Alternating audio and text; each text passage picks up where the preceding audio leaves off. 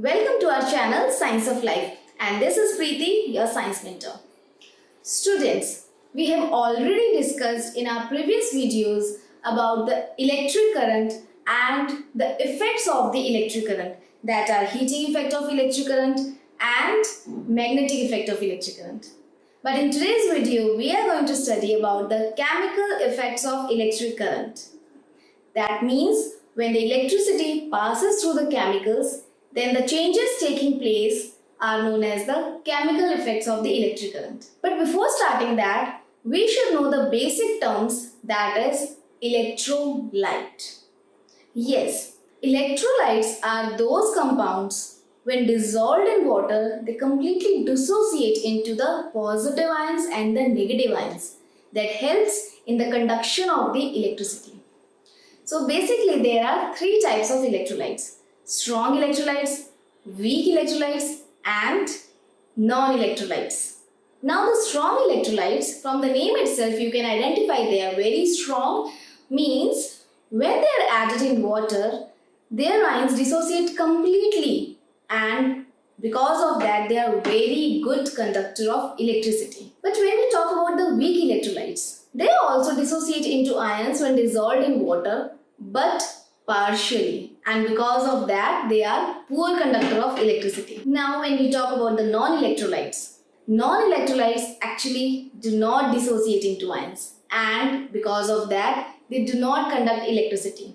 But that doesn't mean that they cannot be dissolved in water. For example, sugar. When you dissolve sugar in water, it dissolves completely, but it do not dissociate into the positive and negative ions, and because of that it cannot conduct electricity. So these were the electrolytes, and examples of these strong electrolytes are the strong acids like hydrochloric acid, salts also like NaCl, and in case of the weak electrolytes, the weak acids and weak bases falls in that category. Now the question arises, how does these electrolytes conduct electricity? So for that we need a proper setup, that is the electrolytic cell.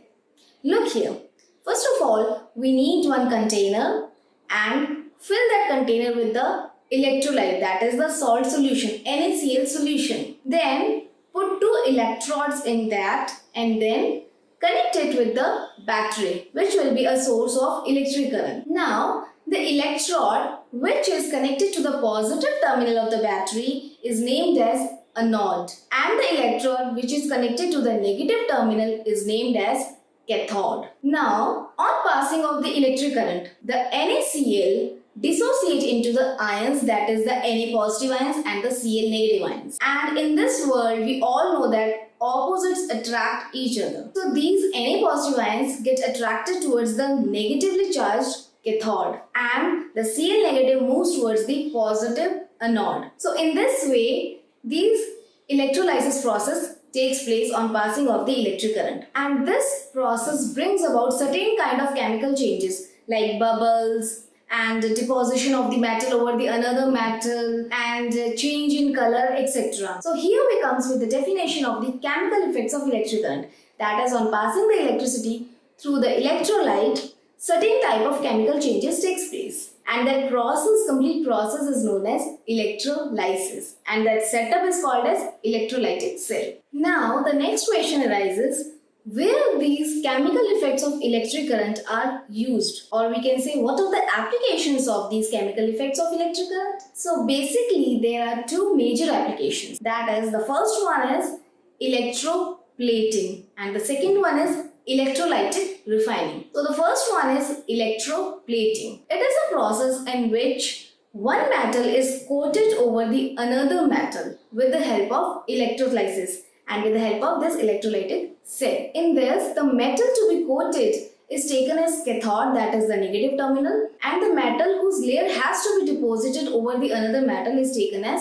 anode. Now let's see how this takes place. Let's take the example of deposition of copper metal over the iron metal. We all know iron does the rusting. To prevent that rusting, electroplating is done. First of all, take a container and fill it with the copper sulfate solution, that is an electrolyte. Then we will take the iron rod on which we have to deposit So we will take iron as the negative, that is the cathode, and we will take copper as the anode, that is the positive electron. On passing the electricity from the copper sulfate solution, the copper dissociate into Cu plus 2 ions. The positive ions move towards the cathode, that is the iron, and get deposited over there. So as the process goes on, these copper ions go and deposit over the iron, and a layer of copper is plated over the iron. That is the electroplating. So this was the process of plating the copper over the iron with the help of electrolysis. Now, this application is also used in lots of things. For example, the gold plated jewelry. We all know that gold is very costly. So by plating the gold layer over the silver, then it enhances its quality also, and it is affordable also. And it is also used in plating the chromium over the handles of the bicycles, car parts, taps. So this electroplating process is used in lots of things for making the decorative items also. It is very useful. Now, the second one is electrolytic refining. Refining means actually the purification. So in this process, with the help of electricity, purification of the metal is done. For example, gold, silver, copper can be purified with the help of electrolytic refining. Now, how this happens? Let's take the example of the electrolytic refining of copper. First of all, take a container and fill it with the copper sulfate solution, which is an electrolyte. Then, what we will do? We will place the electrodes there and as anode and cathode. Now the anode, which is the positive one, we will take a thick impure copper as anode, because we know that from the positive it moves towards the negative. So we will take the impure one as the anode, and for the cathode we will take a thin rod of copper that is pure. So the impure on the anode and the pure on the cathode. Now, on passing of the electricity, what happens? When the current passes from the copper sulfate solution, the copper sulfate splits into ions, or we can say dissociate into the positive and the negative ions.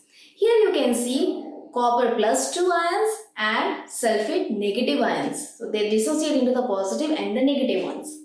And we have already discussed the positive ones, where they move towards the cathode, which is the negative one. So now these Cu plus 2 ions move towards the cathode, negative electrode. Now what happens there? Look here, these Cu plus 2 ions gains electrons from the cathode and get deposited over there. And this process goes on repeating. Here you can see they are getting depositing over the electrode, that is cathode. Now at the same time, simultaneously on the anode, copper atoms are losing the electrons and they are becoming the Cu plus 2 and coming into the electrolyte. So as a whole, the concentration of the electrolyte remains same. And this process goes on repeating and repeating. The copper positive ions comes from the anode and then goes and they get deposited over the cathode, and this process goes on repeating and repeating, and eventually two things happen.